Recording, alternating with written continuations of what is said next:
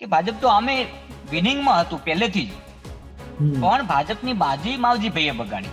ભાજપ કદાચ અહીંથી હારે તો ચોક્કસથી એમાં ભાજપની પણ ભૂમિકા હશે. સ્વરૂપજીની ગાડી એટલે સ્વરૂપજી એકલા ગાડી લઈને નીકળે ચાલુ ચૂંટણીએ, ત્યારે મને નવાઈ લાગતી હતી. કોંગ્રેસની આખી ચૂંટણી પૂરી થઈ, તમે દેખ્યું હશે ગુલાબસિંહ, ગેનીબેન, ઠાકરસિંહભાઈ અને કેપી ગઢવી પાંચમાં માઇક નહીં આપવાનું. જે એપિસોડ નું નામ તમે રાખ્યું છે ને, લોકો વિચાર કરે છે શેના ઓપરેશન, પણ ઓપરેશન જે તમે વાત કરી એ ઓપરેશનો છેલ્લી જે કાતિલની રાત હતી ને એમાં બહુ મોટા ઓપરેશનો થયા છે જે આપણે વિચારી પણ ન શકીએ. એટલે એમને બધું આમ તો શું છે, નજીકના સૂત્રોથી ખ્યાલ જ હોય કઈ જગ્યાએ કયા રૂમની ઉપર બેઠા અને કઈ જગ્યાએ કયો બેઠા, રાતના કયો મળ્યા, સવારમાં કયો મળ્યા, બપોરે કયો મળ્યા. પણ એ દર્શક મિત્રોને કદાચ અમારે કરતા તો કહી દઈશું. તમારી સાથે ચોક્કસથી અમે ખુલ્લા મને વાત કરી અને કોણે ક્યાં ઓપરેશન કર્યું એના તમામ ખુલાસા કરશું કે કોણ કેમ જીતી ગયું. એ કેમ જીતી ગયું એટલે તો આ એપિસોડનું નામ છે ઓપરેશન વાવ. નમસ્કાર, આપ જોઈ રહ્યા છો ગુજરાત તક. હું છું નિશિત રાજ્યગુરુ. વાવની પેટા ચૂંટણીનું મતદાન પૂર્ણ થઈ ગયું. હવે સૌ કોઈ આકલન લગાવવામાં વ્યસ્ત છે, રાજકીય પક્ષો પણ, કે આ મતદાનને કેવી રીતે જોઈ શકાય. મતદાનની ટકાવારી કદાચ કેટલાક રાજકીય પક્ષોને પસંદ નહીં આવી હોય અને કેટલાક રાજકીય પક્ષો આ ટકાવારીથી આનંદિત પણ હશે. હું વ્યક્તિગત રીતે 4-5 દિવસ બનાસકાંઠામાં હતો, ગ્રાઉન્ડ ઝીરો પર હતો. મેં ગામડાઓ ખૂંદ્યા છે, વાવના લોકોને મળ્યો છું અને લોકોના પ્રતિસાદ જાણ્યા છે, લોકોની સાથે ઘણી બધી વાતો કરી છે, એમની સાથે ભોજન લીધું છે. અને એ અનુભવ બાદ આજે હું જ્યારે પરત ઓફિસ આવ્યો ત્યારે મેં નક્કી કર્યું કે આ વાવની એક માહિતી આપના સુધી પહોંચાડું ને એટલા માટે આજથી 23 તારીખે જ્યારે પરિણામ છે પહેલા સુધી અમે વાવની એક 7 દિવસની સિરીઝ આપના માટે લાવી રહ્યા છીએ. આ 7 દિવસમાં તમે અત્યાર સુધી શું થયું, આગળ શું થઈ શકે છે, 23 તારીખે શું આવવાનું છે અથવા તો આવી શકે છે, એ તમામ માહિતી આપના સુધી પહોંચાડવાનો પ્રયાસ કરીશું. આજે ભાગ 1 છે. ભાગ 1માં સૌથી પહેલા મતદાર જે મત અધિકારનો ઉપયોગ કર્યો છે અને જે મતની ટકાવારી આવી છે એનું પત્રકારો સાથે આંકલન કરવું છે. હવે વારે કદાચ આપને થતું હશે કે આટલા દિવસથી અમે જોઈએ છીએ, વારે લોકો પત્રકાર આકલન કરે છે, પરંતુ આપ યાદ રાખજો, વાવના બનાસકાંઠાના જે સ્થાનિક પત્રકારો સાથે અમે જે વાત કરીએ છીએ ને, એ વાવમાં છેલ્લા 6 મહિનાથી મહેનત કરી રહ્યા છે, એક વ્યક્તિને મળી રહ્યા છે, એક રાજકીય પક્ષના નેતાઓની સાથે સંવાદ કરી રહ્યા છે. એટલા માટે એમનું એનાલિસિસ છે ને એ કદાચ તમારા મનમાં જે ગણિત ચાલે છે એનાથી અલગ હશે અને સચોટ હશે. આજે અમારી સાથે 2 પત્રકારો જોડાયા છે. આ બંને પત્રકારોની આમ તો હવે ઓળખાણ આપવાની જરૂર નથી, સોશિયલ મીડિયામાં હીરો થઈ ગયા છે, પરંતુ તેમ છતાં રાજ ગજ્જર છે અમારી સાથે બનાસ તકથી, ભમરાજી અમારી સાથે જોડાયા છે, ભમરાજી વાઘેલા બનાસકાંઠાના. આ બંને સર્વશ્રેષ્ઠ પત્રકારોમાંથી એક છે અને વ્યક્તિગત રીતે મેં પણ ફિલ્ડમાં કેટલાક અમે જે ગુજરાત તકે ગણિત આપના સુધી પહોંચાડ્યા આ મિત્રોની મદદથી પણ હતા. અને મિત્રો સાથેની ચોપાલ તો તમે જે અમે પત્રકારો સાથે ખુરશી પર બેઠા જે પંચાયત કરી એ તો તમે પસંદ કરી જ છે. પરંતુ આજનું રાજભાઈ અને ભમરાજી ગુજરાત તક એક સિરીઝ શરૂ કરી રહ્યું છે જેનું નામ છે ઓપરેશન વાવ. ઘણાને લાગશે કે ભાઈ આમાં ઓપરેશન વાવ જેવું શું છે અથવા તો, પરંતુ આ ઓપરેશન વાવ એવી અંદરની માહિતીઓ છે જે કદાચ અત્યાર સુધી આપના સુધી નથી પહોંચી.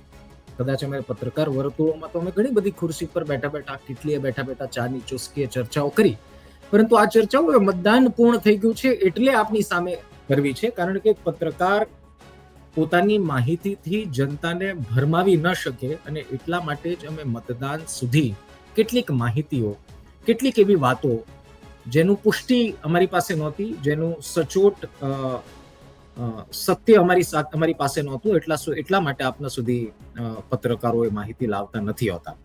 રાજભાઈ, સૌથી પહેલો સવાલ, અને ભમરાજીની આપને પણ હું એ જ સવાલ પૂછીશ, પરંતુ રાજભાઈ, મતદાનની ટકાવારી જ્યારે આપણે જોતા હોઈએ, સામાન્ય જનતાના મગજમાં એ આપણે નાખવું છે કે મતદાનની ટકાવારી વાવની જે છે એ શું એવા સંકેત આપે છે કે હવે વન સાઇડેડ ગેમ છે કે આ કાંટે કી ટક્કર છે? અને સામાન્ય રીતે વાવમાં ટકાવારી વધુ થાય તો કોને ફાયદો અને ઓછી થાય તો કોને નુકસાન, એ વાવનું ગણિત આપના મતે શું છે? ચોક્કસ નિશિતભાઈ, પહેલા તો આપનો આભાર કે અમને તમારી સાથે સંવાદ કરવાનો મોકો આપ્યો. મહત્વની વાત છે કે આ ચૂંટણીમાં તમે પણ ગ્રાઉન્ડ કર્યું છે. ખૂબ જ ટફ અત્યાર સુધી ક્યારેક કદાચ ગુજરાતમાં અનેક ચૂંટણીઓ યોજાઈ છે, પરંતુ આ ચૂંટણી એટલા માટે ટફ બની હતી કે એક એવા ઉમેદવારે અપક્ષ ફોર્મ ભર્યું હતું અને ભાજપની બાજી બગાડવાની પૂરી કોશિશ કરી હતી. હવે વાત કરીએ ટકાવારી, તો જે પ્રમાણે વાવ, સોયગામ અને ભાભરમાં જે પ્રમાણે મતની ટકાવારી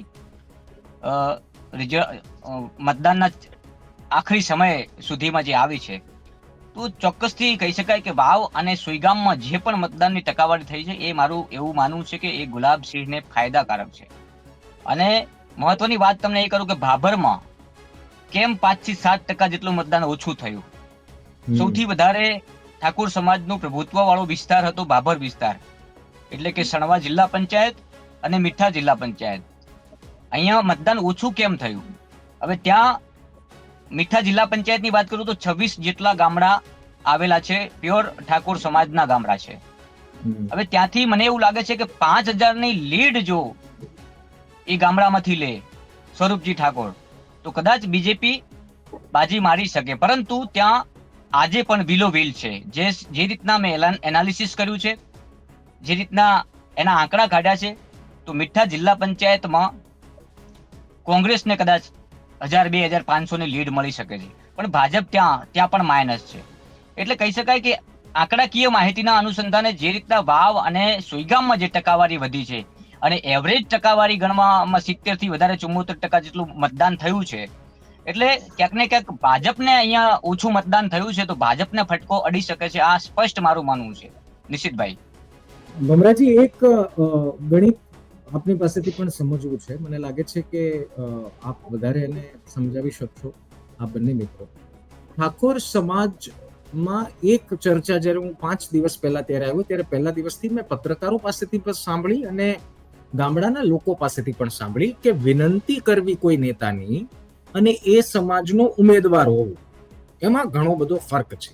એટલે મારું પૂછવાનો મતલબ એ છે કે ગેનીબેને ગુલાબસિંહ માટે સમાજને વિનંતી કરી અને બીજી તરફ સમાજનો જ યુવાન, સમાજનો જ દીકરો ચૂંટણી લડે.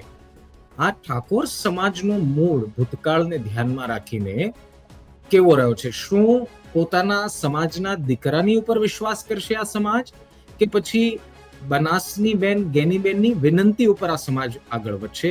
આ ટકાવારી પરથી અમારે સમજવું છે તમારી પાસેથી ભમરાજી કે શું હોઈ શકે. સૌ પ્રથમ તો નિશ્ચિતભાઈ આપના ગુજરાત તકના તમામ દર્શકોને જે કંઈ શાંતિમય ચૂંટણી યોજાઈ છે વાવ વિધાનસભાની, એટલે તમામ મતદારોને હું ખૂબ ખૂબ અભિનંદન આપું છું. કારણ કે ત્યાં બંને સમાજ એવા મજબૂત સમાજો હતા, એક બાજુ ઠાકોર સમાજ ને એક બાજુ રાજપૂત સમાજ. ત્યારે દરેક કોઈની નજર એવી હતી કે ભાઈ ચૂંટણી બહુ ખતરનાક છે, હસાકસીની છે, પણ એ બાબતે આપણે બિલકુલ શાંતિમય ચૂંટણી યોજાઈ છે. એટલે તમામ મતદારોને હું ખૂબ ખૂબ અભિનંદન આપું છું અને આપને વિશેષ અભિનંદન આપું છું કે આપ વારંવાર અમારી જોડે ચર્ચા કરીને આપણા દર્શકો સુધી તમામ માહિતી પહોંચાડી રહ્યા છો. રાજભાઈ જે વાત કરી એ પ્રમાણે જે કંઈ મતદાન થયું છે, પણ તમે ઓપરેશનની જે વાત કરી છે ને, એ ક્યાંક ને ક્યાંક ઓપરેશન છેલ્લી ઘડીએ થયું છે. ક્યાંક રબારી સમાજમાં આપણને ઓપરેશન થયું, એના પણ ક્યાંક અહેવાલો મળી રહ્યા છે અત્યાર સુધી. તો ક્યાંક ઠાકોર સમાજમાં પણ ઓપરેશન ભાજપે કર્યું છે. છેલ્લે પટેલ સમાજ, ચૌધરી સમાજની આપણે વાત કરીએ તો ચૌધરી સમાજની અંદર પણ રસાકસીના જંગ રીતે ખરડી અને ભાજપ તરફી કઈ રીતે વાળી શકાય. એટલે આજની તારીખમાં રાજભાઈ મારું માનવું એવું છે કે ક્યાંક ભાજપ કોટા કે ટક્કર કોંગ્રેસને આપી રહી છે. ક્યાંક કોંગ્રેસના આગેવાનો આજે મારે ઘણી બધી ચર્ચાઓ થઈ, ઘણા બધા નજીકના એમના જે ધારાસભ્યના ઉમેદવારના નજીકના માણસો જોડે પણ ચર્ચા થઈ છે કે ભમરાજી ચોક્કસપણે ક્યાંક ને ક્યાંક અમને પણ અત્યારે ટફ દેખાય છે, પણ 100% આપણે કહી ન શકીએ કે ભાઈ ભાજપ કે કોંગ્રેસ જીતે છે. હજી 2 દિવસ આપણને લાગશે. ક્યાંક બુથ લેવલના ભાજપ કોંગ્રેસના ઉમેદવારો બંને ઓકળાઓ કાઢી રહ્યા છે. ઠાકોર સમાજની હમણાં વાત કરી મારા ભાઈ શ્રી સાથી મિત્ર પત્રકાર રાજભાઈએ કે ભાઈ મીઠા જિલ્લા પંચાયતની અંદર 32,000 નું મતદાન હોય અને ત્યાં પણ ક્યાંક ને ક્યાંક એવું આપણને લાગે છે કે ભાજપ તરફથી પણ મતદાન થયું છે. કોંગ્રેસને એક ને એક માત્ર ને માત્ર મીઠા જિલ્લા પંચાયત ઉપર બાજ નજર હતી કે ભાઈ આ મીઠા જિલ્લા પંચાયતમાં તો ઠાકોર સમાજનો આપણને મત મળે તો આપણી જીત નિશ્ચિત છે. એટલે ક્યાંક ને ક્યાંક હજી આપણને ટફ દેખાઈ રહ્યો છે. ઠીક છે. અચ્છા ભમરાજી, ઠાકોર સમાજના વડાઓને આપ પહેલા પણ મળ્યા હશો અને મતદાન પહેલાની વાત કરું છું. જ્ઞાનીબેનના પ્રચારમાં એ વાત જોવા મળી કે હવે આપણે ઋણ ચૂકવવાનું છે અને એક વાતો એવી પણ વહેતી થઈ કે બેનને મદદ કરી તો હવે આપણા ભાઈને કેમ નહીં. અને બીજી તરફ ઠાકોર સમાજના જ નેતાને ભારતીય જનતા પાર્ટીએ ટિકિટ આપી. જ્યારે ઇલેક્શન ચાલી રહ્યું હતું, ઇલેક્શન પહેલા પ્રચાર ચાલી રહ્યો હતો, ત્યારે આ સમાજના વડાઓનું મૂળ શું હતું? કારણ કે આમાં એક વાત તો બહુ સ્પષ્ટ છે કે ઠાકોર સમાજના મતદાન ઉપર જ આ પરિણામ નિર્ભર થશે અંતે તો, કારણ કે સૌથી વધુ વોટ એમના છે. તો શું એ સમાજના દીકરાને સપોર્ટ કરે કે પછી જ્ઞાનીબેનની વિનંતીઓને માને? નિશ્ચિતભાઈ ચોક્કસપણે જણાવી શકું. આપ પણ લગભગ અહીંયા 2-4 દિવસ સુધી રહ્યા છો અને રિપોર્ટિંગ કર્યું છે. ઉમેદવાર ઠાકોર સમાજ માટે બિલકુલ ઠાકોર સમાજનો ઉમેદવાર નિર્વિવાદી માણસ, ક્યારે આગેવાની પણ ન કરી હોય એ વ્યક્તિ, તમને એ પણ કહું. બીજા સમાજમાં હું પડવા નથી માંગતો, પણ ઠાકોર સમાજ માટે બિલકુલ નિર્વિવાદી માણસ, બિલકુલ એકદમ ભોળો વ્યક્તિ કહી શકાય. એને રાજકારણ મેં ત્યારે કીધું ને અત્યારે પણ કહું છું કે એને રાજકારણ શું કહેવાય એ પણ ખબર નહીં. પણ ક્યાંક 2022માં અલ્પેશભાઈ અને એમના નજીકના માણસોના લીધે 2022માં ટિકિટ મળી હતી. એના પ્રત્યક્ષથી એમને લોકપ્રિયતા મેળવી અને 87,000 જેટલા મતો મેળવ્યા હતા. એના પછી અત્યાર સુધી બિલકુલ નિર્વિવાદી સમાજની અંદર રહેલો ચહેરો કે એમણે ભૂતકાળમાં 2017માં જ્ઞાનીબેન માટે પણ તન તોડ મહેનત કરી. મારા સાક્ષી, મારા મિત્રને ખ્યાલ હશે, રાજભાઈને. બિલકુલ સાચી વાત છે ભમરાજી. આજ 2017માં તન તોડ મહેનત આજ વ્યક્તિ કહેવાનો મતલબ જ્ઞાનીબેન માટે કરી હતી. ત્યારે પણ સમાજ જ્ઞાનીબેનની સાથે હતો. તો ક્યાંક ને ક્યાંક ભૂતકાળમાં સમાજ પણ ઈચ્છતો હોય કે આ વ્યક્તિ આજે ભલે પક્ષમાં અલગ હોય, પણ આ વ્યક્તિએ જ્ઞાનીબેન માટે તો મહેનત કરેલી જ છે. સમાજની લાગણીઓ જ્યારે ચૂંટણી પતવાની તૈયારી હતી, એટલે કે 4-5 વાગ્યા કે ભલે 3-4 વાગ્યા હોય, ત્યારે એક વિડીયો વાયરલ થયો હતો કે ભાઈ ગુલાબસિંહ ભાજપના ઉમેદવાર સ્વરૂપજીને હાથ મિલાવવા માટેનો પ્રયત્ન સ્વરૂપજી કરે છે, પણ હાથ નતો મિલાવતા સ્વરૂપજી. એ એમનો વિષય છે, એમાં હું પડવા નથી માંગતો. એમની પુષ્ટિ પણ કરી છે ભાઈ ભાજપ કોંગ્રેસના બંને ઉમેદવારે કે ભાઈ અમારે એવું કશું હતું નહીં. પણ જે કઈ એ છેલ્લા 2 વાગ્યાથી કરીને 5 વાગ્યા સુધી સોશિયલ મીડિયામાં એટલો બધો મારો ચાલ્યો. અને ઠાકોર સમાજ તમને એ પણ કહી દઉં કે અશિક્ષિત સમાજ છે, શિક્ષણ ઓછું છે, કે તમે જે કઈ ઘટકડું મૂકો ને એને તાત્કાલિક ઝીલી લે છે, પછી સત્ય સુધી પહોંચે છે, પણ એક વાર તો એને પકડી જ લે. તો એની અંદર પણ ક્યાંક ને ક્યાંક સોશિયલ મીડિયામાં એવી કોમેન્ટ આવતી હતી, એવા રિપ્લાય મળતા હતા કે ભાઈ હું કોંગ્રેસને મતદાન કરવાનો હતો, પણ આ ઠાકોર સમાજનું અપમાન થયું છે, એટલે હવે હું ભાજપને મતદાન કરીશ ઠાકોર તરફી. એટલે છેલ્લી ઘડીએ પણ ભાજપની ક્યાંક ને ક્યાંક બાજી ચાલી છે એવું ચોક્કસપણે કહી શકાય છે. રાજભાઈ, ઠાકોર સમાજની આપણે જ્યારે વાત કરીએ ત્યારે આપણે સ્વાભાવિક રીતે યાદ કરીએ કે 2024 લોકસભાની ચૂંટણીમાં એવું કોઈ માર્જિન, રેકોર્ડ બ્રેક માર્જિનથી જ્ઞાનીબેન જીત્યા નથી, હે ને?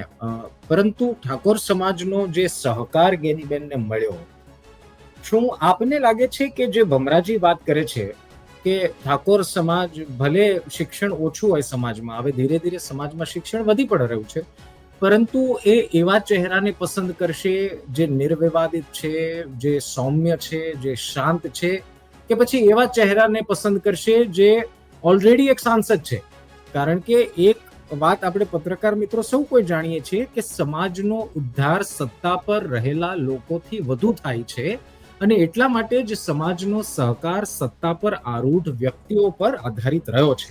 હવે જ્ઞાનીબેન તો સાંસદ છે, તો અહીંયા તો હવે સમાજમાં રાજભાઈ અસમંજસ નહીં થઈ જાય કે આપણે આપણા દીકરાને જીતાડવું કે જે સાંસદ બની ગયા છે ઓલરેડી, જે કદાચ સમાજનું કામ કરશે, સમાજનું હિત ઈચ્છે, એવા વ્યક્તિ સાથે દગો કરવો કે સમાજના દીકરાને જીતાડવો? આ અસમંજસનું કારણે આ વોટિંગમાં થોડું ઓછી ટકાવારી દેખાય છે એવું માનો છો? નિશિતભાઈ બિલકુલ એક સાચી વાત કરી છે કે સમાજ એ સૌથી મોખરે હોય છે, પક્ષ પછી હોય છે. તમે ઘણીવાર સાંભળ્યું છે કે સર્વોપરી સમાજ હોય છે. જ્યારે જે વ્યક્તિ સમાજમાં બેઠો હોય છે એને સમાજને સૌથી વધારે સમાજની જરૂર પડતી હોય છે, કારણ કે સમાજે જ હંમેશા વ્યક્તિને મોટો કર્યો હોય છે.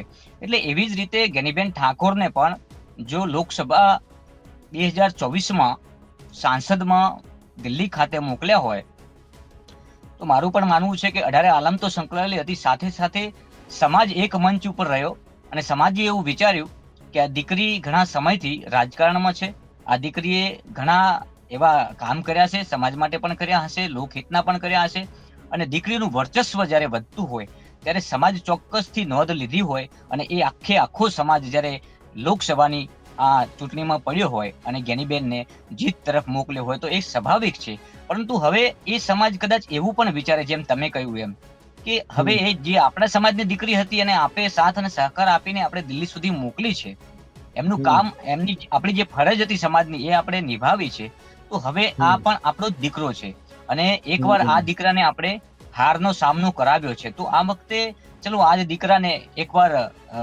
વિધાનસભા સુધી મોકલી, આવું સમાજે જો વિચારી લીધું હોય તો મારું માનવું છે કે ચોક્કસથી જો સમાજે વિચાર્યું હશે અને સમાજના વધુમાં વધુ, હું પહેલા પણ કહેતો, મેં ગ્રાઉન્ડ ઉપર પણ કહ્યું છે કે જો સ્વરૂપજી ઠાકોરને ખરેખર જીતવાનું હોય તો રાજકીય જે આગેવાનો છે અહીંયા, જે પણ મુખ્યમંત્રીથી લઈને તમામ જે આગેવાનો અહીંયા પહોંચ્યા છે, ગ્રાઉન્ડ ઉપર રહ્યા છે, મિનિસ્ટરો રહ્યા છે, તો એ લોકો સુધી મેં એવી વાત પહોંચાડી હતી કે જો ગ્રાઉન્ડ ઉપર ભાજપને મજબૂત રહેવું હોય તો વધુમાં વધુ ઠાકોર સમાજના વોટ ખેંચવા જોઈએ.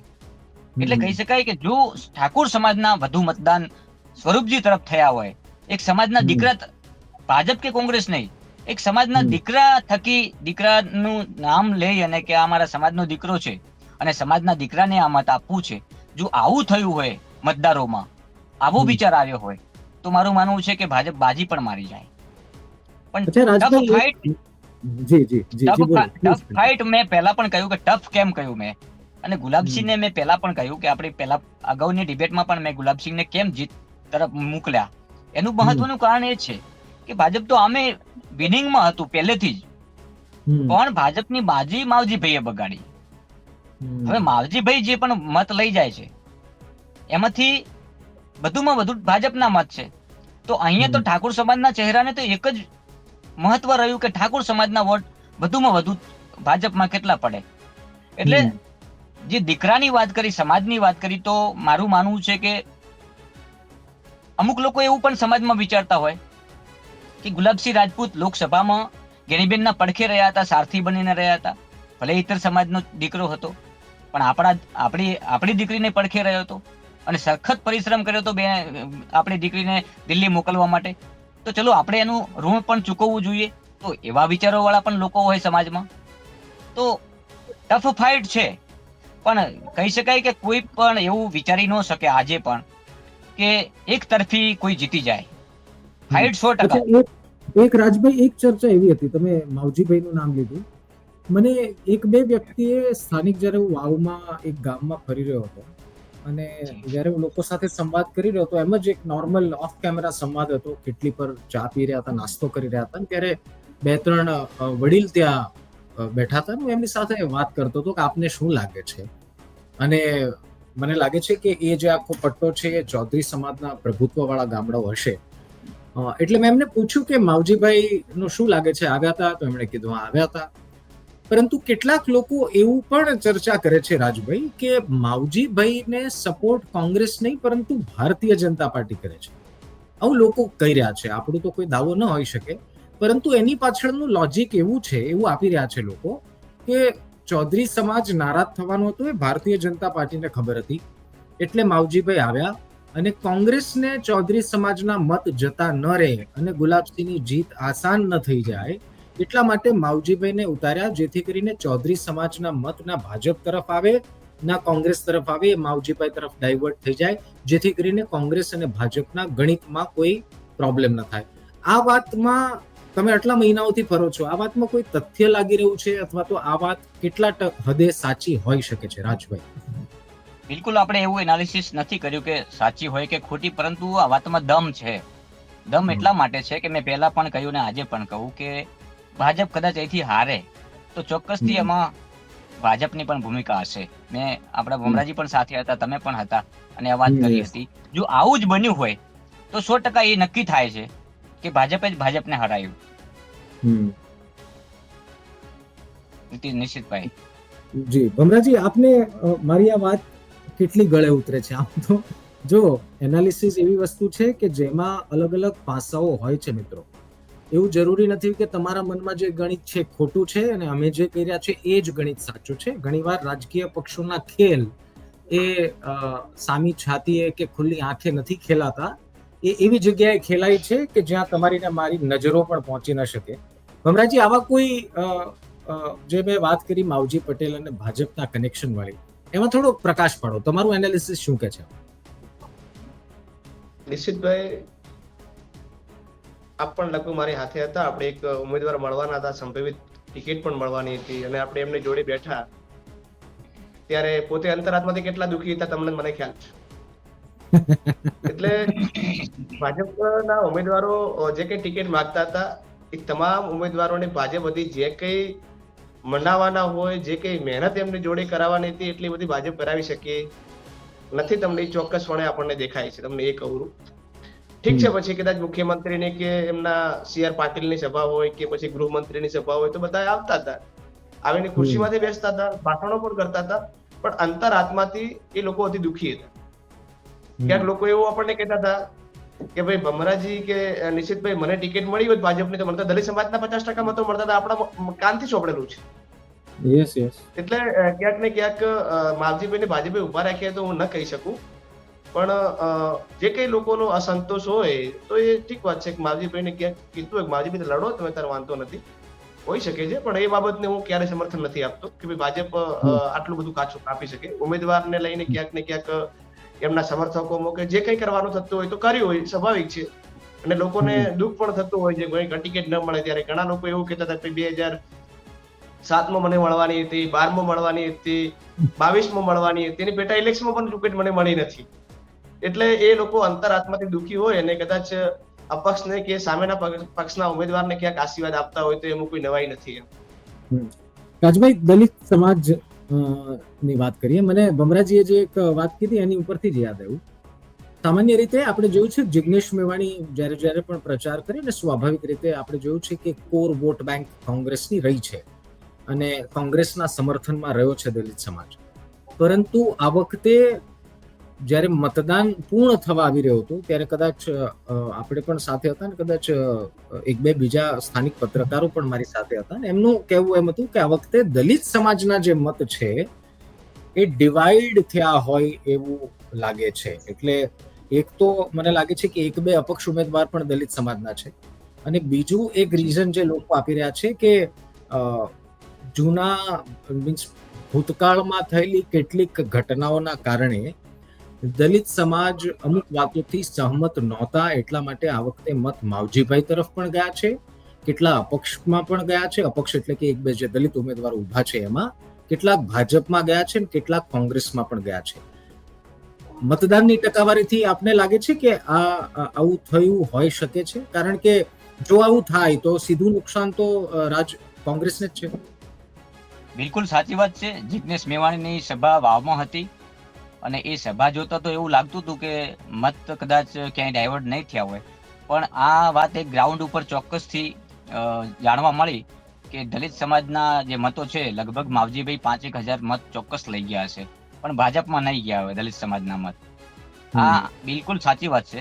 કારણ કે જિગ્નેશ મેવાણી આવે અને ત્યાં જે તેણે સભા કરી જિગ્નેશ મેવાણીએ, અને જિગ્નેશ મેવાણી સભા બાદ એકદમ ક્લીન લાગતું હતું. કારણ કે એ લોકો અમે ભમરાજી બધા અમે ગ્રાઉન્ડ ઉપર હતા, 3 થી 4 કલાક જેટલા સમય આ લોકો બેસી રહ્યા છે અને 3-4 કલાક સુધી કોઈ સભામાં લોકો હલે પણ નહીં, આગા પાછા પણ ન થાય. તો એવું ચોક્કસથી માનવું રહ્યું કે ઉમેદવાર પ્રત્યે કંઈક લાગણી હશે અને એ લાગણી મને એવું લાગ્યું કે દલિત સમાજની લાગણી કોંગ્રેસ તરફથી 100% હશે. રાજભાઈ, ચૌધરી સમાજના વોટ ડિવાઈડ થયા છે કે પછી 100% માવજીભાઈ? કેમ કે મેં શિવાબા સાથે પણ ઇન્ટરવ્યુ કર્યું અને બનાસકાંઠાની જનતાએ અને ગુજરાતની જનતાએ ખૂબ પ્રેમ આપ્યો ઇન્ટરવ્યુને. શિવાબાએ પોતાના ઇન્ટરવ્યુમાં પણ કીધું અને ઓફ ઇન્ટરવ્યુ પણ એમની એક લાગણી સમાજની જ્યારે વાત આવે છે એટલે કહું છું કે એમણે કીધું કે મોટા ભાગના ચૌધરી સમાજના જે મત છે રાજભાઈ એ માવજીભાઈ તરફ જશે.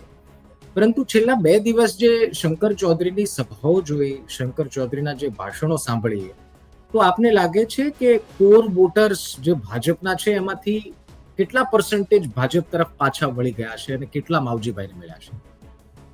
હું જ્યાં સુધી શિવાભાઈ ભુરિયાને જાણું છું ત્યાં સુધી જે તમારી સાથે વાત કરી એ 100% સાચી હશે. એમાં એક પણ જરા પણ ખોટી વાત નહીં હોય. શિવાભાઈ એ એમની સમાજ સાથે બહુ ઘેરી રીતે એટલે કે મજબૂતાઈથી જોડાયેલો છે અને સમાજ માટે શિવાભાઈ ભુરિયાએ ઘણું બધું કર્યું છે. એટલે તમારી સાથે જે પણ ચર્ચાઓ થઈ હશે મેં પણ સાંભળી છે, ખરેખર બિલકુલ સાચી હશે. જે રીતે ચૌધરી સમાજની વાત કરવામાં આવે તો 49,000 થી એટલે સમથિંગ 50,000 જેટલા મતદારો છે આ વિધાનસભામાં. આ આખી વોટ બેંક જે હતી ભાજપની હતી. હવે અહીંયા વાત જે હમણાં થઈ ને કે ભાજપમાંથી માવજીભાઈને સપોર્ટ મળ્યો હશે કે કોંગ્રેસમાંથી મળ્યો હશે, તો ભાજપની આખી વોટ બેંક એક બાજુ લઈ જવામાં કોણ મહત્વની ભૂમિકા ભજવી શકે? આપણે કલ્પના ન કરી શકે. અને એ હજુ મારું માનવું એવું છે કે આ કહેવું બહુ વહેલું પડશે. આનું પણ હું એનાલિસિસ કરી રહ્યો છું કે માવજીભાઈની પાછળ કોણ. માવજીભાઈ આટલા એકદમ મતલબ કહી શકાય કે ખુલીને મેદાનમાં સામે એક મજબૂત ચહેરો ચૌધરી સમાજનો, ઉત્તર ગુજરાતનો એકદમ મજબૂત નેતા કહી શકાય શંકરભાઈ ચૌધરી. એમને પણ જો હું તમને અટકાવું છું, પણ એક ડાઉટ જે કદાચ તમને પણ ગયો હશે અને હું બહુ સભાન અવસ્થામાં છું અને બહુ વ્યવસ્થિત રીતે કહી રહ્યો છું.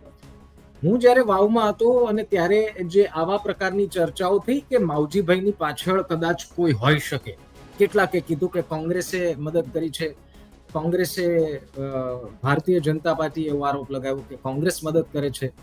કોંગ્રેસનો તો એવું કોઈ માવજી પટેલ પ્રત્યે આરોપ નહોતો, કારણ કે કોંગ્રેસને ખબર હતી કે સીધો ફાયદો કદાચ આપણી સામે આપણને થવાનો છે. પરંતુ મારી જે વાત હવે હું કહું છું રાજભાઈ, એનું થોડું મને સમજાવજો કે કોઈ પણ પક્ષ, માની લો માવજીભાઈએ અલગ અપક્ષ ઉમેદવારી કરી, પણ શું ભારતીય જનતા પાર્ટી એવો પક્ષ છે કે મતદાન પહેલા ચૌધરી સમાજના જ 5 મોટા નેતાઓને સસ્પેન્ડ કરી દેવા? મને લાગે છે કે સોમવારે કે રવિવારે આ લેટર બહાર પાડ્યો, જેમાં માવજી પટેલ ને બાકી ચૌધરી સમાજના બીજા 4 નેતાઓ હતા. શક્ય છે કે કદાચ એક સામાન્ય વ્યક્તિ તરીકે કોઈ વિચારે કે ભારતીય જનતા પાર્ટી આ મતદાન પછી પણ કરી શકતું હતું, કારણ કે જો ભારતીય જનતા પાર્ટીએ વહેલા કર્યું તો એક બેઝિક લોજિકલ વાત છે કે નુકસાન ભારતીય જનતા પાર્ટીને થશે. અને એ પછી એક એવો પણ લેટર આવ્યો કે આંજણા સમાજનો એક લેટર એવો વાયરલ થયો કે અમે ભારતીય જનતા પાર્ટીનો બહિષ્કાર કરીએ છીએ. તો આપને આ પ્રકારનો પક્ષનો નિર્ણય મતદાનના થોડા દિવસ પહેલા ચૌધરી સમાજના 5 નેતાઓને સસ્પેન્ડ કરી દેવા, એ ખબર હોવા છતાં કે આવું કરીશું તો આપને નુકસાન વધુ જશે, તો આ શેના સંકેત છે?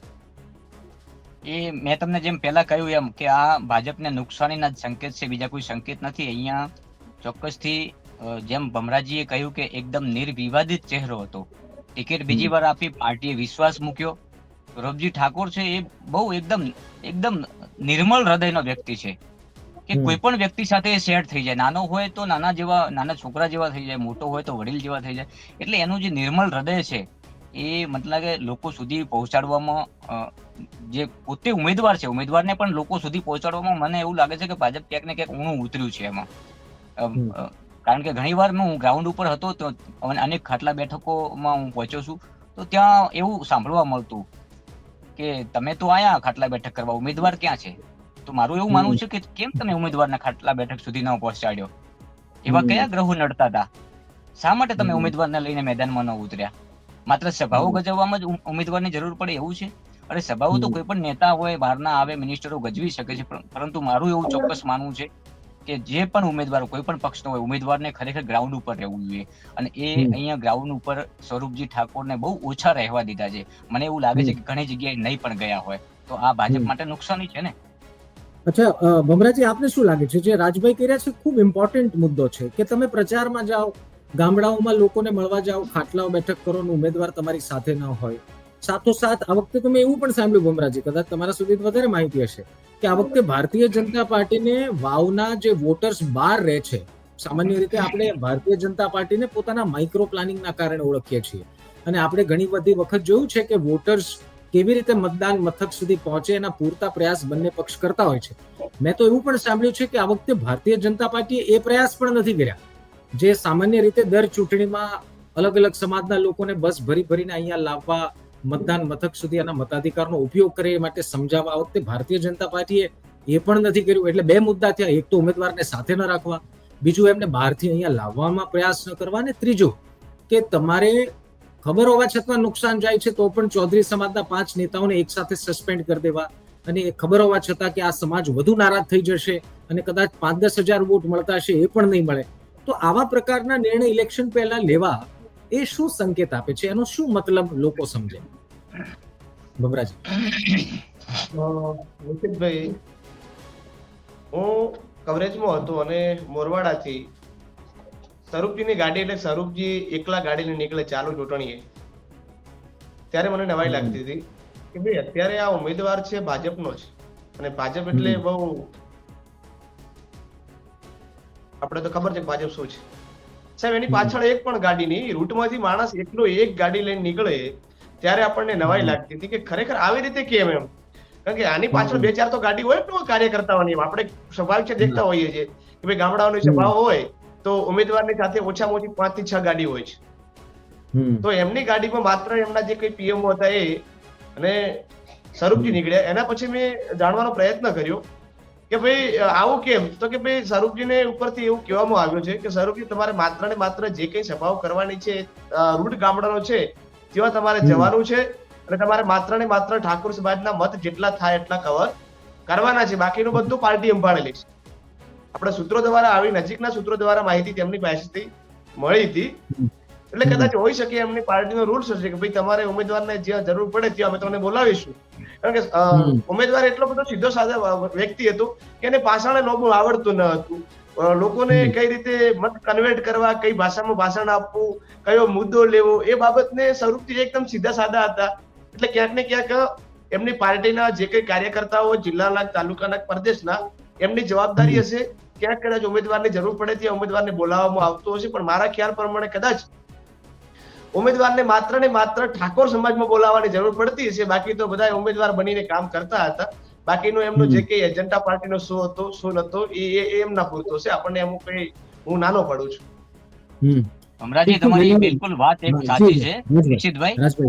યસ યસ નિશિતભાઈ, મહત્વની વાત ભમરાજીએ કરી કે ખરેખર જ્યાં સુધી હું પોતે જાણું છું ત્યાં સુધી જો રાજકારણ કરવું હોય તો સૌથી પહેલા તમારે સ્પીચમાં આવવું પડે. મતલબ તમારી જે પકડ છે, સામે તમે 5-1 હજાર માણસો બેઠા હોય, લોકો બેઠા હોય, સભા કરવાની હોય, અને તમે જયારે ઉભા થાવ એની પહેલા જે તાળીઓનો ગગડાટ પડતા હોય એટલે સમજી લેવાનું કે તમારી સ્પીચમાં કંઈક દમ છે અને આ લોકો તમને સાંભળવા માટે આતુરતાથી રાહ જોઈને બેઠા છે. પણ તમને સાંભળવા જ લોકો તૈયાર ના હોય પહેલા તો. એટલે મારું માનવું છે કે 2022માં આ ચહેરો પસંદ કર્યો તો સ્વરૂપજી.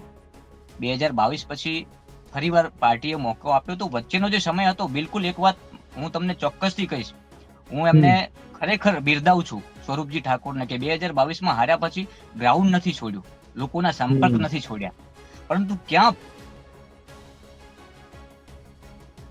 પોતે જકડી ના રાખી શક્યા. જો પહેલથી ખબર, મને તો એવું લાગે છે કે આ પ્રી પ્લાનિંગ હશે ત્યારથી કે લોકસભામાં જ્ઞાનીબેનને ટિકિટ મળી અને ત્યારથી જ નક્કી હશે કે લગભગ સ્વરૂપજીને મેદાનમાં ઉતારવા છે. તો મારું માનવું છે કે શું પાર્ટીએ એમને તૈયાર ન કરવા જોઈએ? એમની સાથે મજબૂત આગેવાન હતા જેમને સાંભળવા. મારું તો એવું માનવું છે કે એમનું ઇન્ટરવ્યુ જયારે કરવું હોય ને તો તમને ઇન્ટરવ્યુ કરવા ન મળે. આ અલ્પેશ ઠાકોર લાખોની જન્મેદની જયારે આવવાના હોય ને ત્યારે તમને સેલ્ફી લેવા ન મળે. તમારે કવરેજ કરવું હોય તો તમારે પરસેવો પાડવો પડે. રાજભાઈ, ઘણી વખત તો આપણને એવું થાય કે ભાઈ અમને ચલો અઘરા સવાલ પૂછવા નથી, કારણ કે સીધો સાધો માણસ છે. આપણને સામેથી ફીલ થતી હતી, સામેથી ફીલ થતી કે આ માણસ તો બહુ સીધો સાધો છે, આપણે કયો અને ભણાઈ દઈએ એમ, ખોટા લેવા દે વગર. રાજનીતિમાં કદાચ આવું પણ થાય અને ભૂતકાળ એ વાતનો સાક્ષી છે કે ઘણીવાર એવું થાય કે આપણને એક પત્રકાર તરીકે આપણે આપણા જે પત્રકારિત્વના અનુભવ પરથી આપણે તેજાબી ભાષણ કરતા નેતાઓને જોયા છે, પરંતુ ક્યારેક જનતા નિર્મળ અને સૌમ્ય સ્વભાવના નેતાને પણ પસંદ કરવા લાગે છે. આપ સમજો. અને ભારતનો ઇતિહાસ, ગુજરાતનો ઇતિહાસ એ વાતનો સાક્ષી છે કે નિર્મળ અને સૌમ્ય, ભલે ભાષણ ન કરતા હોય, ભલે ઓછું બોલતા હોય, પરંતુ નેતા મળે છે ને, નેતા આપણા સમાજનો છે, નેતા કામ કરે છે ને, એટલે ઘણીવાર એવું પણ બને કે આપણે કદાચ એવું આંકીએ કે ભાઈ નેતાને તૈયાર કરવા જોઈએ, પરંતુ એની પાછળ એવું પણ હોય કે આ નેતા જેમ છે એમ રહેવા દો, કદાચ આમ જ લોકોને પસંદ આવશે. આ વાતમાં દમ લાગે છે? ચોક્કસથી નિશિતભાઈ, હું કહું તમને કે તમે જે વાત કરી ને કે લોકોને આવો પણ ઉમેદવાર ને આવો પણ નેતા પસંદ હોય, તો એમાં 100% સ્વરૂપજી બાજી મતલબ લોકોના દિલ જીતી જાય છે. પણ હું એમ કહેવા માંગુ છું કે આપણે અધૂરી વાત રહી હતી, ફરીથી રિક્વેસ્ટ કરું છું કે હું એ વાત કરતો હતો કે આવડા મોટા નેતા હતા એમની પાછળ, એમની પીઠ પાછળ, અને એમની સાથે જ કામ કર્યું છે સ્વરૂપજી ઠાકોરે. એ હું અલ્પેશજી ઠાકોરની વાત કરું છું. એટલી મજબૂત સ્પીચ એમની, સમાજને 5 કલાક સુધી બેસાડી રાખ. તમે જોયું હશે આ સભાઓમાં જ્યાં જ્યાં અલ્પેશભાઈ ઠાકોર ગયા છે, 5 મિનિટ સુધી તાળીઓ બંધ નથી થતી. અને એમને તાળીઓનો બહુ શોખ કે તમે વગાડો, તાળીઓ સંભળાવવી જોઈએ લોકોને, સામે વિરોધ પક્ષને સંભળાવવી જોઈએ. તો હું એમ કહું છું કે આ બધું સ્વરૂપજીને કેમ શીખવા ના મળ્યું એમ, કે પછી જેમ તમે કીધું કે આ જેમ છે એમ રહેવા દો. અલ્પેશભાઈને ટોન્ટ મારી દીધો, તાળીઓ એમને બહુ ગમે એવું કહીને. ના, એટલે હું એમ કહું છું, રાઈટ વાત છે, હું સમજ છું વાત સાથે. બિલકુલ વાત હું એમ કરવા માંગુ છું. તો પછી મારું એવું કેવું છે કે એમની સાથે જ બીજા એક નેતાની વાત કરું છું, એ પણ યુવા નેતા કહી શકાય. હાલમાં ભલે કોઈ જગ્યાએ ચૂંટણી ન લડ્યા હોય, ક્યાંક જિલ્લા પંચાયત લડેલા છે, મુકેશજી ઠાકોર, એમની સ્પીચમાં દમ છે, એમનું પણ નામ ચાલતું હતું. અને મજબૂત યુવા નેતા છે મુકેશજી ઠાકોર. એ પણ ઠાકોર સેનામાં અલ્પેશ ઠાકોરની સાથે જ તૈયાર થયેલા વ્યક્તિ છે. તો પછી સ્વરૂપજીને કેમ પાછળ રાખ્યા, હું એમ કહું છું. એટલે તમારી પાસે જી ભમરાજી પ્લીઝ કન્ટિન્યુ. હા રાજભાઈ, કોંગ્રેસની આખી ચૂંટણી પૂરી થઈ, તમે દેખ્યું હશે, ગુલાબસિંહ, ગેનીબેન, ઠાકરસિંહભાઈ અને કેપી ગઢવી ચોથા માઇક, પાંચમા માઇક નહીં આપવાનું. હા, સ્પષ્ટ જોયું છે, આપણે ગ્રાઉન્ડ પર જોયું છે. ભાજપને કદાચ એવું હોય કે ભાઈ નવો કદાચ કોઈ ચહેરો વરે તૈયાર થયો તો આવનાર ભવિષ્યમાં નડશે, એના કરતા સ્વરૂપજી જે કઈ કરે છે કરવા દો, આપણે રીતે કરીએ. આવો કદાચ પાર્ટીઓમાં ઘણું બધું હું એનાલિસિસ કરતો હોઉં છું કે ભાઈ એમનો એજન્ડા હોય છે. ગેનીબેન આખી લોકસભાની ચૂંટણી લડ્યા, આખી લોકસભાની ચૂંટણી લડ્યા, અને એમના નજીકના સૂત્રોના જણાવ્યા અનુસાર કે ભાઈ શંકરભાઈના વિરુદ્ધમાં જેને બોલવું હોય એને જ માઇક મળશે, બાકી ભાઈ ઠાકરસિંહભાઈ, ગેનીબેન અને ગુલાબસિંહ 3 ટાળું, ચોથા માઇક નહીં મળે. પ્રદેશના નેતા આવે અને કદાચ જિલ્લાના નેતા બોલે તો વાંધો નહીં.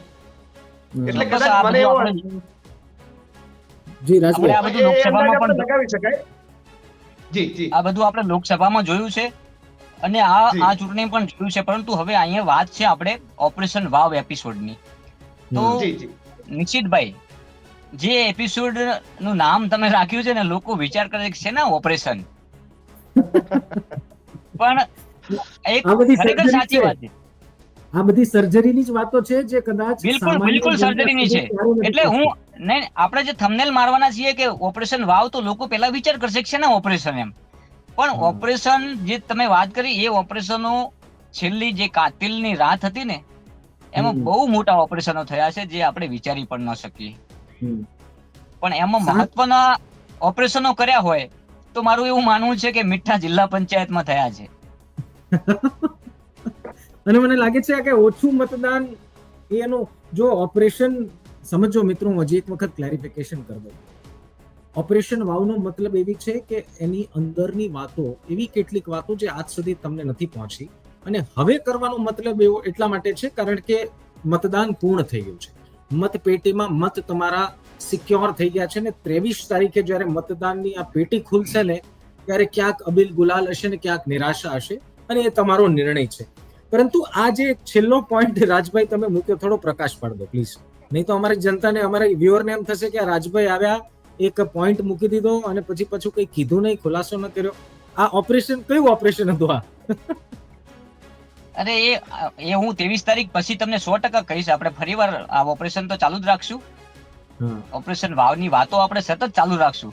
પણ ઓપરેશન થયા છે, મોટા મેજર ઓપરેશનો થયા છે, કલ્પના ન કરી શકો એવા ઓપરેશનો થયા છે. અને લગભગ ખબર જ હોય છે ઓપરેશનો ક્યાં ક્યાં ને કોને શું શું કર્યું છે. પણ આપણે શું છે, આપણી એક મર્યાદા હોય છે. આપણી મર્યાદામાં આપણે જી ભમરાજી. રાજભાઈ મને બધું આમ તો શું છે, નજીકના સૂત્રોથી ખ્યાલ જ હોય કઈ જગ્યાએ કયા રૂમની ઉપર બેઠા અને કઈ જગ્યાએ કયો બેઠા, રાતના કયો મળ્યા, સવારમાં કયો મળ્યા, બપોરે કયો મળ્યા. પણ એ દર્શક મિત્રોને આવતા કદાચ અમારે ખ્યાલ થાય તો કહી દઈશું. ચોક્કસથી જો ગુજરાત તકના દર્શક મિત્રો કદાચ એવી આતુરતાથી રાહ જોઈને બેસી રહેશે ને કે આ શું હશે, કોણ હશે, તો અમે નિશિતભાઈ અમારી સાથે છે, અમારા સાથી મિત્ર ભમરાજી છે, અને ગુજરાત તકના દર્શક મિત્રોને કહું છું કે તમારી સાથે ચોક્કસથી અમે ખુલ્લા મને વાત કરી અને કોણે ક્યાં ઓપરેશન કર્યું એના તમામ ખુલાસા કરશું, પરંતુ હમણાં નહીં, હજુ બહુ વહેલું પડશે. થોડીક રાહ જોજો. સતત કારણ કે અત્યારના નાના ઓપરેશનની નિશ્ચિતભાઈએ પહેલાથી જ કીધું કે આ ઓપરેશન આપણે એક અઠવાડિયાનો એપિસોડ કરવો છે સતત, એટલે એમાં આ વાતો આવતી રહેશે. અને ત્યાં સુધી હું એક શું છે કે આમાં આ એક એવી અમારી લાઈન છે, દર્શક મિત્રોને કહું છું, મીડિયા લાઈન એવી છે કે અમારે ખરેખર ઊંડાણપૂર્વક એનાલિસિસ કરવું પડે છે, પુરાવા ભેગા કરવા પડે છે, કારણ કે કોઈ અમારી ઉપર કાલે ઉઠીને આંગળી ના ચીંધે. પણ ચોક્કસથી કયા ઓપરેશન ક્યાં થયા એનો પર્દાફાશ અમે કરશું. જો દર્શક મિત્રો એક કહી દઉં, અત્યારના છે ને થોડા નાના ઓપરેશન અત્યારે તમે સાંભળી લો. એક મહા એપિસોડ કરવાના છીએ આ સિરીઝ પછી, પરિણામ પછી પણ કરીશું 24 તારીખે. નોટિફિકેશન પહેલા જ એ આપને નોટિફિકેશન મળી જાય ને એવું કંઈક કરી દઈશ કે જેથી કરીને આપણે 24 તારીખ યાદ ન રાખવી પડે. કદાચ એવું થશે કે આ કોણ જીતી ગયો હવે શું જાણવું પણ નહીં. 24 તારીખના એપિસોડમાં એવી વાતો હશે જે કદાચ તમે કલ્પના નહીં કરી હોય. પરંતુ એક શ્યોરિટી હું બીજી આપી દઉં, 23 તારીખે પરિણામના દિવસે તો પરિણામ દેખાડશું, પણ આજે થઈ છે 14 તારીખ, 22 તારીખ સુધી આપ યાદ રાખજો આ સિરીઝ ચાલશે. અને 22મી તારીખે અમે એક મહા એપિસોડ પણ કરીશું, જેમાં અત્યાર સુધીનો જે નિચોડ છે એ ક્યાં વળી રહ્યો છે ને એનું આપને પણ ખબર પડી જશે. એટલે આ 7 ભાગ છે ને એ જોવાનું ચૂકતા નહીં. હું તમને પેપર ઉપર લખીને આપી શકું છું. આ 7 ભાગ વાંચ્યા એટલે સાંભળ્યા બાદ, જોયા બાદ તમે રિઝલ્ટ પહેલા તમારા મનમાં રિઝલ્ટ આવી જશે કે આમાં શું થઈ શકે ને શું ન થઈ શકે. બરોબર કીધું મેં ભમરાજી, રાજભાઈ?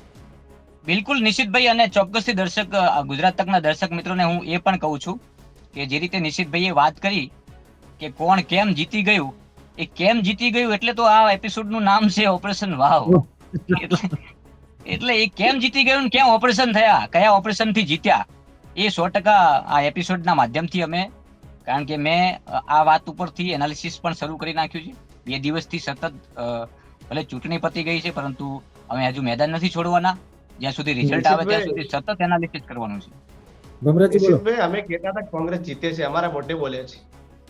પણ બિલકુલ. હાલ જયારે ઓપરેશન ચાલુ થયા ને ત્યારે થોડા ધીમે બહાર આવી રહ્યું છે કે કઈ નસની અંદર કયો તકલીફ હતી, કયો સડો હતો ને કઈ કેટલી નસ કેટલી કાપવા જેવી હતી, આપણે ઓપરેશનની ભાષામાં કહીએ તો. એટલે ધીમે અમે ત્યારે ટપ શબ્દ બોલી રહ્યા છે. જો આ પહેલો એપિસોડ છે એટલે રાજભાઈ અને ભમરાજી છે ને થોડું લાઈટ બોલશે. બીજા એપિસોડમાં થોડી ઇન્ટેન્સિટી વધશે. ત્રીજા એપિસોડમાં મારા સવાલ કડક થઈ જશે તો જવાબ પણ કડક આવશે. એટલે 7 ભાગ આ ઓપરેશન, આખી સર્જરી છે ને આખું ઓપરેશન. અને જો તમારા મનમાં જેટલા પણ સવાલ છે ને મતદાન રિલેટેડ, હું બધા જ આ પત્રકાર મિત્રોને, એક્સપર્ટને જે પણ આ 7 એપિસોડમાં જોડાશે ને એ બધાને પૂછીશ તમારા મનના સવાલ. અને હું તમારા મનના સવાલ એટલા માટે કહું છું કારણ કે હું જ્યારે આપને મળ્યો છું, હું જ્યારે વાવમાં ગયો છું, સુઈગામ ગયો છું, ભાભર ગયો છું, ત્યારે મને ખબર છે કે તમારા મનમાં શું સવાલ ચાલે છે ને આ બધા જ સવાલ હું પૂછીશ, તમે ચિંતા ન કરતા. અને બીજું, તમારા કોઈ સવાલ હોય ને તો મારો સવાલ અને સવાલ લખીને કમેન્ટમાં લખજો. હું તમને શ્યોરિટી આપું છું આવતીકાલના એપિસોડમાં જે પણ એક્સપર્ટ જોડાશે, રાજભાઈ હોય, ભમરાજી હોય, બીજા પત્રકાર મિત્રો હોય, બીજા પોલિટિકલ એનાલિસ્ટ હોય, તમારો સવાલ હું એમને પૂછીશ, નામ સાથે પૂછીશ. કમેન્ટમાં તમારું નામ લખો, મારો સવાલ, અને નીચે સવાલ લખો. આ સવાલ હું પૂછીશ. જનતા તમારા મનમાં જે સવાલ, ગણિતના સવાલ પૂછજો, એવું ના પૂછતા ભાઈ કોણ જીતે અત્યારથી કહી દો, અમને નથી ખબર. એટલે બધા સવાલ થોડાક એવા પૂછજો. ઠીક છે રાજભાઈ અને ભમરાજી, ખૂબ ખૂબ ધન્યવાદ યાર અમારી સાથે જોડાવા બદલ. પત્રકાર મિત્રો, આભાર નીતિશભાઈ. સ્થાનિક પત્રકાર મિત્રોની મદદથી જ આ એનાલિસિસ સુધી પહોંચી શકાય છે. અને આ બંને મિત્રોની ખૂબ મહેનત છે ગ્રાઉન્ડ ઉપર, અને એટલા માટે જ છાતી ઠોકીને કેટલીક વાતો કહી શકે છે. મેં ફરી એક વખત કહું છું, જો આપના કોઈ સવાલ છે, આપને કોઈ કન્ફ્યુઝન લાગે છે, અથવા તો આપને જાણવું છે તમારા ગામમાં, તમારા તાલુકામાં મતદાન થયું એનો મતલબ શું, એવું કંઈ જાણવું છે તો કમેન્ટ લખો. અમે એનું એનાલિસિસ કરીને આપને આવતીકાલના ભાગ 2માં એનો જવાબ આપીશું નામ સાથે. ત્યાં સુધી મને એટલે કે નિશ્ચિત રાજ્યગુરુને આપો રજા. નમસ્કાર.